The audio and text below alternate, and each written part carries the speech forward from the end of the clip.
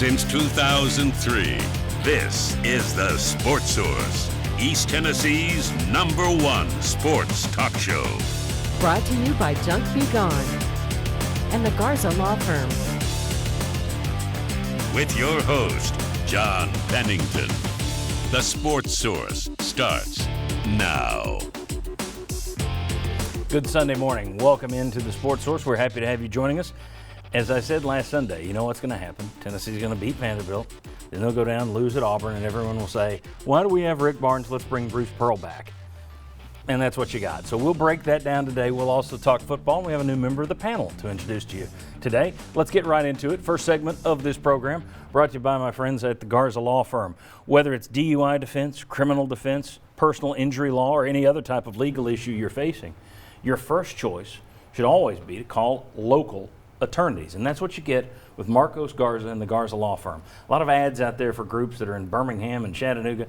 Knoxville is where you need to be dealing, and Marcos Garza has been a part of this community for many, many years. Visit garzalaw.com today to learn more about them, so you got them in mind if you ever have a need for an attorney. Garza Law. All right, I want to welcome in the first wave of basketball panelists we have today. From WNML AM and FM, we have Josh Ward. Thanks for joining us today. Thanks, Sean.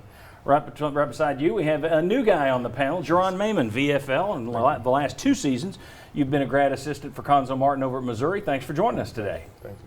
All right, and right next to you, Mr. Mark Pankratz, of course, Division I basketball player in his own right. Both of you guys up there from the Wisconsin area. Mark played at Milwaukee. You played for a year at Marquette before transferring to Tennessee. I'm talking to them as if they don't know where they played.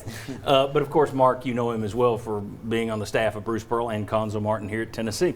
All right, guys. A blah win over an undermanned Vanderbilt team wasn't a great look, and I think a lot of us wondered if Vanderbilt hadn't been undermanned, would Tennessee have won that game?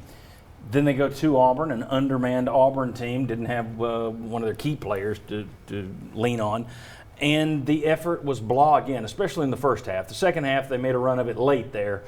But you just didn't see, there was a lot of standing around. There wasn't a lot of energy, it didn't seem. Josh, your overall reaction to what you saw this week from Tennessee basketball and its overall direction at this point? Yeah, I think we're all asking where has this season gone, where the first half of it showed the promise that we talked about during the offseason, and at that point, you go back to the start of SEC play, Tennessee has a blowout win over Missouri, and the conversation is, okay, this team is just getting started. And it turns out the opposite was true, that the other direction was about to happen. Tennessee loses to Alabama, and there was still that sign of what Tennessee could be against Kansas, but we haven't seen it in any other game since then. And it comes back to the offensive side. The defense performance, I think, overall is still good enough. There were some issues against Auburn without Sharif Cooper, by the way, but where's the post presence? And that has been a question that we've been asking for weeks now, and it seems like the answer is it's just non-existent. So you see the freshmen fighting and scoring and leading the way, but the veterans have not been able to back that up for Tennessee, and that's why I think we're having this conversation. Jerron, you've got 2 hats, one the VFL and one as the grad assistant for Missouri the last couple of years. So you've coached against Rick Barnes and this team. That's the hat I want you to wear with this question. Okay. Looking at it from an outsider point of view, how do you diagnose the issues on this Tennessee team? If you're going against this team, what are you saying? Okay, here are their weaknesses, and this is what we got to do. We got to exploit this. Right. What I think from my vantage point is, the biggest issue right now with the team is that their lack of self-confidence and team identity is what they're missing, because you see how earlier in the season they were able to get stops on defense, they were able to come together late in games and push for wins, but right now they're struggling to find an identity on defense. Guys are getting blown by in the last 10 seconds of the shot clock, and that's not good. They are able to guard the first possession really well because they scout really well. That's a kudos to the coaches. So you see that they have the foundation to do it, but they're just not able to come together and galvanize that identity and make it known, consistently. And so you see a whole bunch of smaller issues that are now enlarged, because every team in the nation probably has the same type of small issues, physicality sometimes, some games, body language some games, and so all these smaller issues are then enlarged when you lose identity and then your self-confidence. We talked a little bit before the show started, and you mentioned that looking at this team, rather than coming together, it looks like just a bunch of guys out there playing basketball. It doesn't look like a team attacking with any kind of shared purpose at the moment. Yeah, and and it's not no knock on the players. Sometimes you just don't have guys that can go grab other guys and communicate like they need to be communicated to. Because sometimes, without a communicator on the floor, all you have is the coach. And then when all you have is the coach, you're not getting his personality or getting his vision produced on the floor. And that's why you see Rick Barnes preaching one message and then the players showing another one. And I think that's the disconnect that they're having right now. Mark, comments on yesterday's game and what these guys are They adding? need a guy like this. They need a Jerome Mayman. They need an Admiral Schofield. They need a Dane Bradshaw. They need those communicators that, whether they're the point guard or they're not the point guard, they need a point guard on this floor to get the team in the direction, to grab somebody by the collar and be like, man, this number 44 is running his mouth yesterday for Auburn. He's getting every rebound. His physicality is making a difference. Someone man up and do something about it. They need a guy like this to have that identity. We don't have, to Jay's point, we don't have that identity, and it shows. It shows when on offense, if we're not making shots, our identity goes back on help defense. Our offenses are affecting our defense, so now we're not rotating as good as we were in the past. So those dribble drives, the guys aren't there to help on second layer of defense. And then in our play calls, we're dribbling the ball more and trying to create something when we really don't have that great one-on-one ability, whether it's in the post or off the dribble. And so this team is, to Jay's point, is just lacking that identity. And some of that, Rick Barnes has commented, we put the quote up a couple of weeks ago that, you need dogs, you need some of the alpha guys, you need leaders.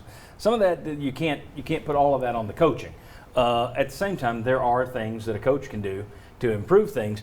And you put out a tweet yesterday that I thought was interesting. I want to get your comment on it. You look around basketball, and there are guys who do what they do. Jim Boeheim, you're getting the 2-3 zone, just what it is. You guys both being from Wisconsin, Bo Ryan, you knew what that offense was going to be.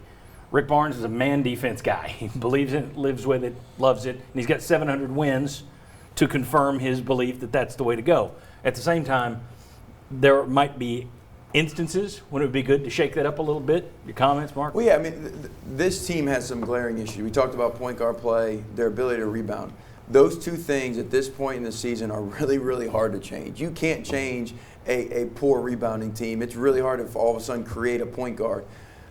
But now all of a sudden what you can do is you can start creating some confidence in some guys. When you don't get as much practice time, you throw a different look. If teams are driving it down your throat, throw in some zone. If teams are, if Pearl is realizing that you're going to switch every ball screen, make an adjustment defensively to not switch the ball screen. Hard hedge, go underneath, do something different.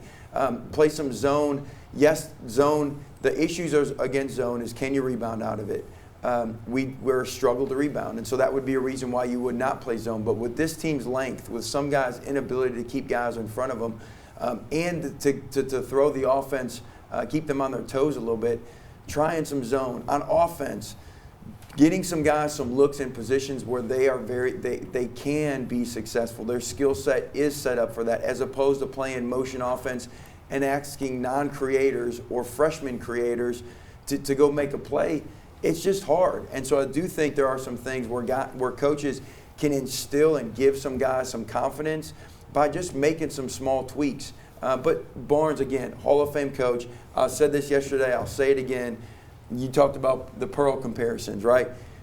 If you compare Pearl's wins versus Tennessee, it'll bother you. You compare Pearl's success to some of Barnes' success because they went to the Final Four. It'll bother you. But you can't compare those other things. Look, I played for the man. I was his first recruit. I coached for him. But you cannot compare those successes of BP without comparing the NCAA issues. It's reality. It's part of it. And the stage that this program was in when they hired Rick Barnes, you will not have gotten a better hire than for what this program needed in getting Barnes. So you can do all the comparison stuff with Pearl, but Barnes is your guy. He's a great coach. He's a Hall of Fame coach, and he was the right hire when he was hired. Well, then we'll leave you out of that later segment when I say, should we fire Rick Barnes and bring back Bruce Pearl? No, I'm kidding. We're going to talk a little bit later about Barnes, Pearl, and we'll look at it from a different angle. Will Barnes come to regret not taking the UCLA gig when he had the opportunity? Different angle on it. But next I want to talk more about this effort thing. Is it possible, we briefly touched on it before, Rick Barnes can be a very critical guy of his players at times. Is it possible that could be impacting effort? We'll look at that kind of topic next. We've got a lot more to cover. Come on back on the Sports Source.